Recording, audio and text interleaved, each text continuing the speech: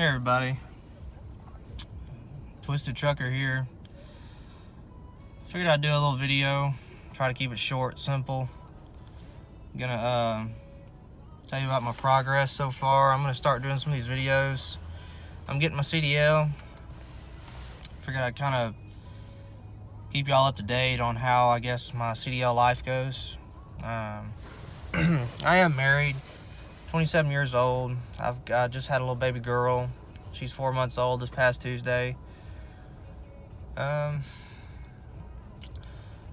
just keep it short, man. I'll just kind of start from the beginning, how I got here. I've been wanting to get my CDL for a long time. I wish I would have done this years ago, to be honest. I've always been wanting to drive big rigs for a long time. I had an uncle that used to do it. He stayed on the road. He lived on the road, basically. But anyway, I made the decision basically in December to just do this. I started in November just kind of looking around, and I've just been thinking about it for a while, for probably about the past year. Just wish I would have done it a long time ago. But anyways, I'm a firm believer in, everything happens for a reason. Obviously it just wasn't my time. Just was not my time.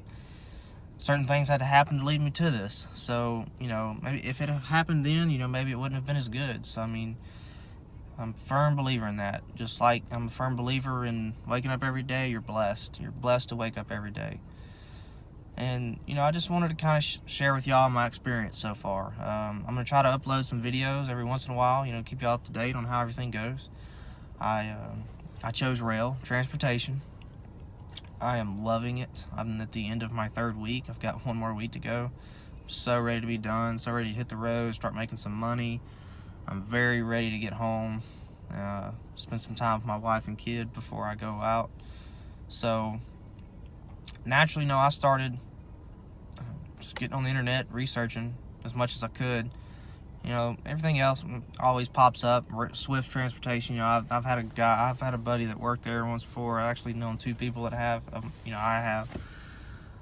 One of them made pretty good money, actually. Actually made really good money, and he actually liked the company. He just enjoyed his job. He looked at it as a job, and he just did it. He was on a dedicated route. He didn't mind it. He was home every other day or every couple of days or something like that. But anyway, Swift, they get such a bad rap. Obviously, they're huge. They're a pretty big company. So, big companies are always going to have, you're always going to hear about bad things. Nobody talks about good shit. I'll just say that.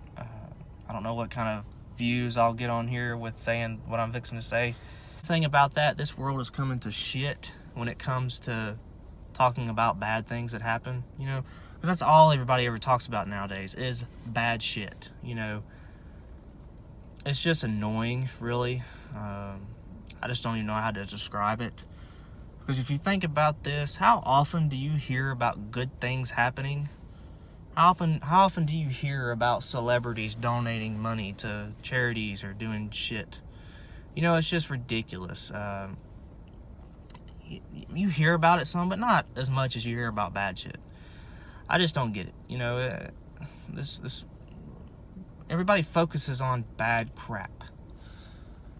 If we focused on how well some people do their jobs or do for their communities or do as far as in giving or donating money, or just anything, I think it would be so much better. People would have so much more appreciation. Just like that, that horrible flooding we just had. That was terrible. And, and it is when something bad like that happens, that's the only time that people end up being good.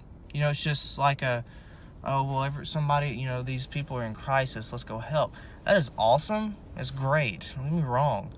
Why can't we be like that all the time? Not just when people are in need. But anyway,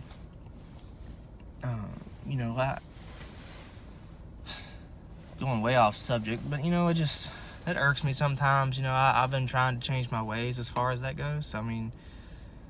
I try to compliment people all the time. You know, I'm real friendly. You know, Walmart's the worst damn place, but I'm still friendly. I get pissed off, you know, at other people, but I let it go in one ear and out the other, or I let it just blow by, you know, but I'll still say, you know, thank you, or, you know, excuse me, you know, then some people won't get out of your way, and, or they'll just stand there like I don't hear you. I mean, it just, anyway, flatbed.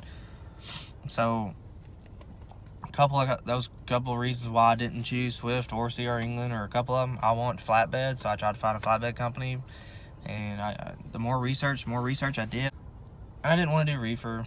You know, nothing against it. You know, tons of people love reefer. I just want to do flatbed. I just figured I'd enjoy it. You know, I'm sure sometimes it's gonna suck. You know, strapping tarps, throwing them tarps around, but I look at it as a little bit of a physical work. You know, just I try to stay, you know, physically, you know, healthy or whatever. I used to be a gym rat. You know, I got married and I'm not fit no more. But you know, anyways, you know, I'm into my 3rd week, so you know, things are going great. We went over the road today. You know, I got about 2.5 hours of driving time. And of course, it's not a lot, but it was actually enjoyable. I enjoy it so much. I just enjoy driving in general. I love to drive anything. It doesn't matter what it is. You know, I mean, I drive. You know, I've had motorcycles, 4-wheelers, side-by-sides. I just love driving, and you know, the oil field that kind of started with, you know, I just used to drive a lot for the oil field, so I mean, I was used to those 14, 16-hour drives, so I mean, it does not bother me at all, and I can do that straight, just stopping to use bathroom or something and fill up or whatever. But you know, legally, you know, DOT, you can't drive more than 11 hours, you know, so, but I mean, that's not going to be a problem, you know. And they try to just say gauge it around 10 hours because you never know about traffic or how long it'll take you to find a spot to park and sleep or whatever. And I'm probably going to end up driving during the nighttime, you know, just as, I mean, and see how it obviously works out. But because I enjoy driving at night, I don't get tired, really. I mean, I'm tired now. I'm ready to go sleep. I'm fixing to go to sleep. I gotta go to school in the morning. And Saturdays, you only do half a day. It's usually from 7 to 11:30 is what the book's supposed to say, you know. So I mean, it's been nice. Trainers are excellent, very excellent. My trainer is my trainer is a character. I'll tell him that. And shout out to him. His name's Lathan. He's been with Roehl, I don't know, for a couple years. Been a trainer for like a year or something now, 2 years. His backup techniques are one of a kind, and everybody that I've talked to about it and that has graduated from his class, whatever, you know, and been over the road for a while, then, you know, they see him, they walk up to him and talk to him, they're like, you know, man, if it wasn't for your backing technique, you know, I would have been stuck in this predicament, and I would have had to, you know, ask for help or something. But he said, you know, things that you taught me, you know, I've actually been using on the field, and man, he just has a lot of respect when it comes to backing up. You know, everybody's got their own techniques, and his seems to actually be the best at the terminal he's at. You know, everybody loves him. But and usually the instructor's just like, you know, he ends up just kind of walking over and just say, hey, you know, if it's not working for you, try it this way. You know, he don't try to impose on anybody else's teaching at all. He's a real cool guy. He's hilarious, goofy. He can be serious when he needs to be serious, but he's cool to be around. He's an awesome guy. You know, and he's good. So, you know, I mean, my shifting, you know, was already okay. You know, obviously shifting 18-wheeler is a little different than just a you know, normal car or truck. So, you know, I got it pretty quick. You know, downshifting was a little weird. You know, clutch out and stabbing the throttle and then clutching in. That was just a little tricky. But I mean, hell, you know, the more you do it, it becomes muscle memory. You don't even know you're doing it. So that's the whole point. You know, I mean, well, not the point. That's the whole thing behind this. You know, you do it so much you don't know you're doing it, and it just comes habit, basically. Just like, you know, riding a dirt bike, clutching the clutch on a dirt bike, it just becomes something you do. You don't even know you're doing it. You just automatically do it. You know, it's just one of them things. It just becomes like that. And a lot of their trucks are automatic now. A lot of truck companies are going automatic. They're more fuel efficient. I'm not gonna like that. If I get automatic, I'm gonna hate it. I've been told that since we're flatbed, we're supposed to get standards because they're better for flatbeds because we pull a little more weight. But you know, they said we could get automatics. They said they really haven't been that strict on flatbeds yet about just getting manuals. But anyway, not worried about it. You know, if I do, I don't. Whatever. It's not a big deal. But I just, you know, the whole point was for me to find a career that I enjoy doing, and I really think this is my calling. Because I love driving so much. I love to get behind a wheel of a big truck. You know, I just like being high up. It's awesome. Seeing the country, it's going to be pretty cool. You know, obviously you can't, like, you know, vacation, but you get to see places. Most of the time it's just interstate you see, which is not much different. You know, if you're up in the mountains, that's a different story. Awesome scenery. You know, my brother lives in Denver, Colorado. I want to move up there so bad. It's awesome. But, you know, everything's going real good. You know, the first day, orientation, basically, you just watch a couple videos, get introduced to your, you know, for your trainer or whatever. It went pretty good. You know, they put you in a simulator the first day. It was pretty cool just to learn shifting, maybe do turns in the simulator, just to teach you how to turn, you know. I challenged myself actually on the first day, and he let me do it, and I drove triples on the simulator, and surprisingly I did pretty decently, but that was just on a simulator. So you know, he's like, man, you're actually doing really well. He's like, you must drive trailers. And I said, yeah, I've drove trailers before. He said, well, that's triples. That's like, and they were good sized triples there. I think they were equivalent to, like, total length of the vehicle was like, I don't know, at least, I think about 85, 90 feet long, probably. Total vehicle length, probably longer, you know, but, and it was in a city route, like, on the simulator, but it was pretty neat. But anyways, my experience has been great so far. I wanted a company that actually trained you, not just 10 days, here's your CDL, you know, basically, you know, teach you as much as they can in a few days, and then they send you to get tested until you pass, basically. So I didn't want that. You know, I wanted somewhere that doesn't just hire anybody. And that's another thing I'm going to say about Roehl. They won't hire anybody. They will not.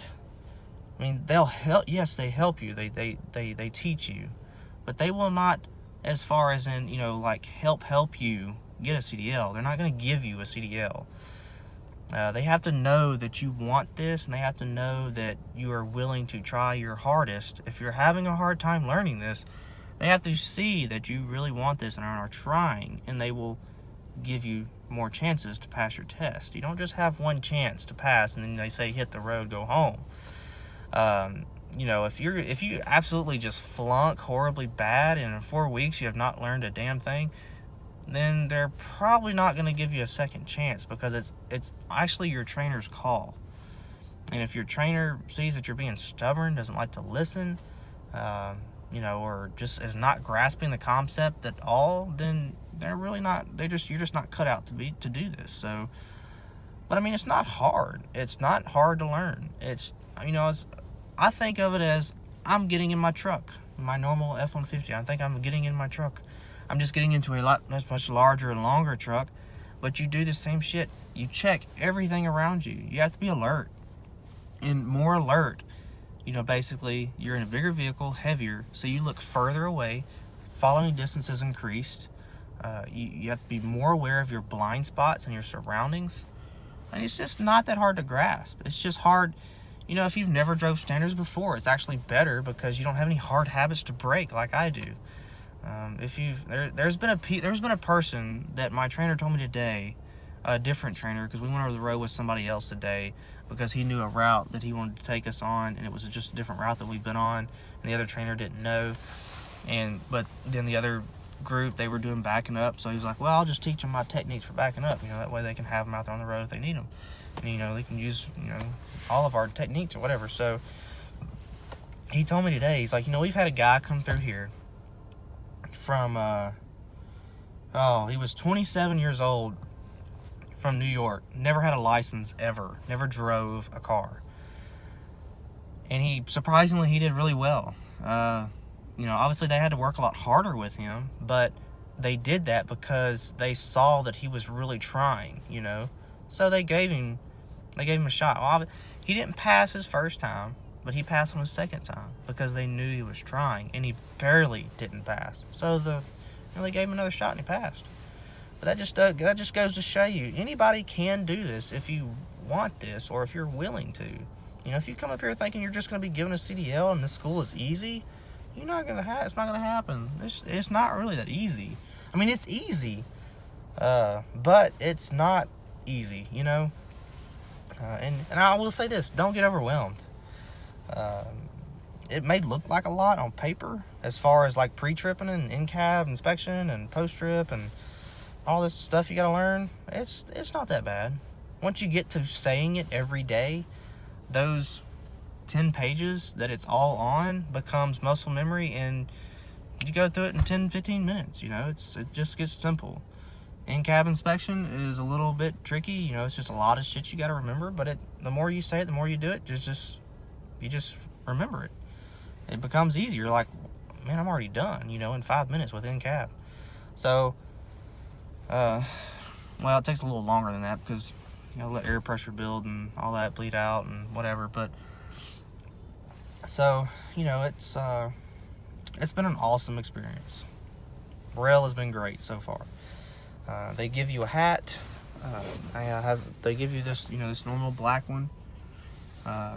It's gonna be my hat I probably wear outside the vehicle. I went and got me a nice one. It was only like $5. And I'm just going to keep that inside the truck at all times so I don't get nasty. And I'm probably going to wear it all the time. I love hats.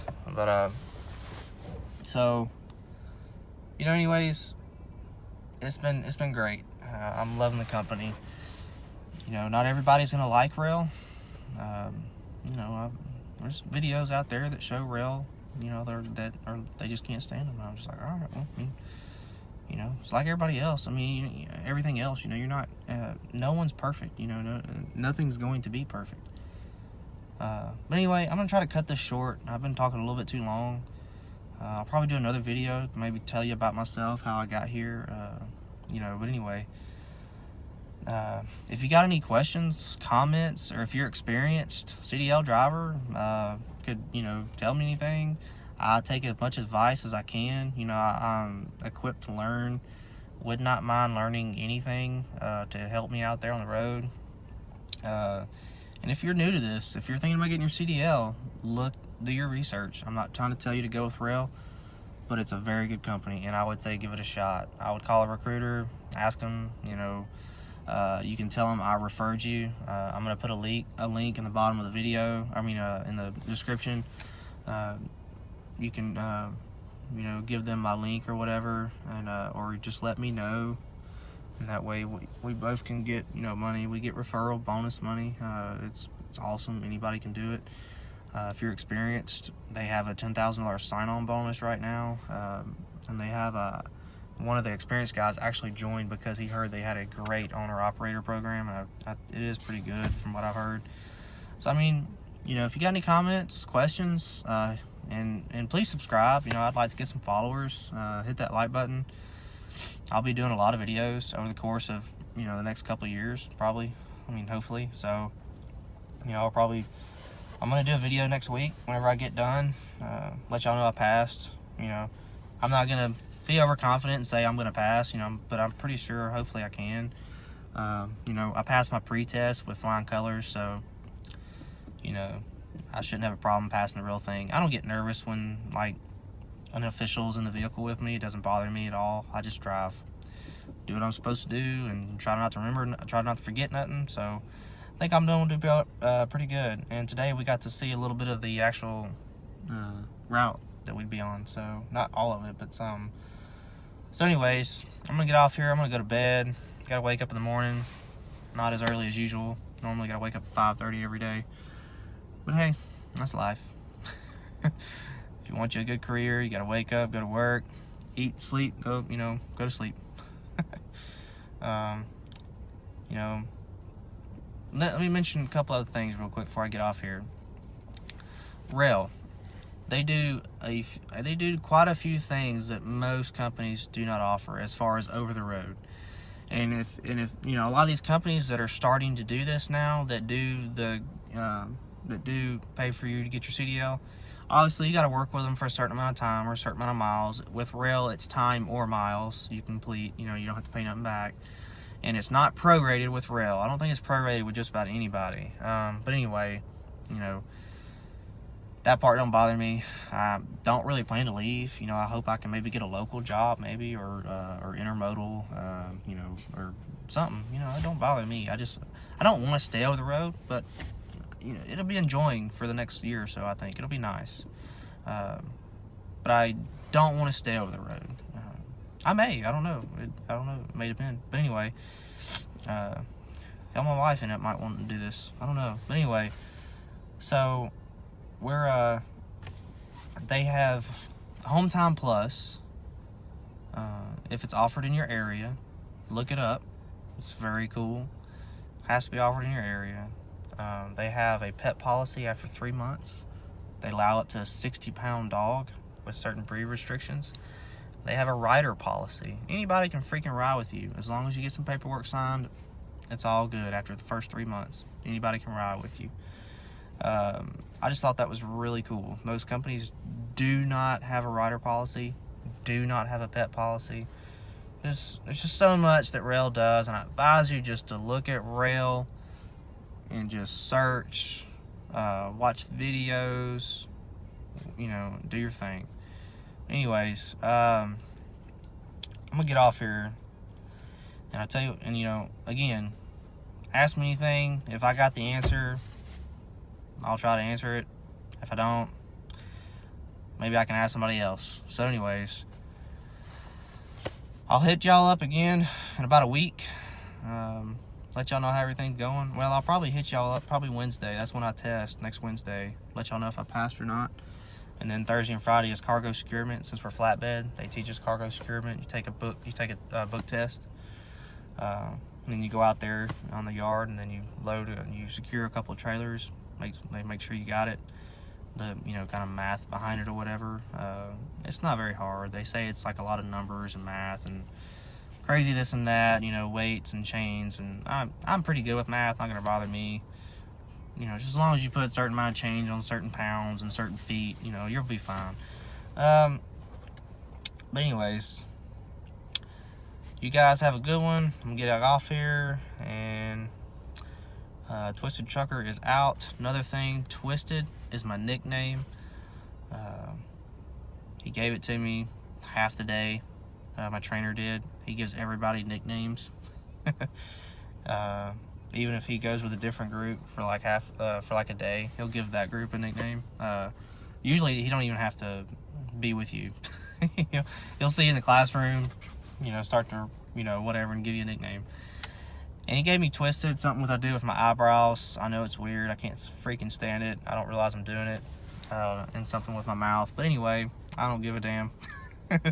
I'm very open. I don't care. I let a lot of crap go in one ear and out the other. And I love to listen to people too. Don't bother me. I don't, you know, I have conversations with people. A lot of times I go too in depth about everything. So anyways, my nickname's Twisted. So I just felt like, I was like, well, I have my YouTube name is Twisted Trucker. I'm gonna get off here. See you guys later.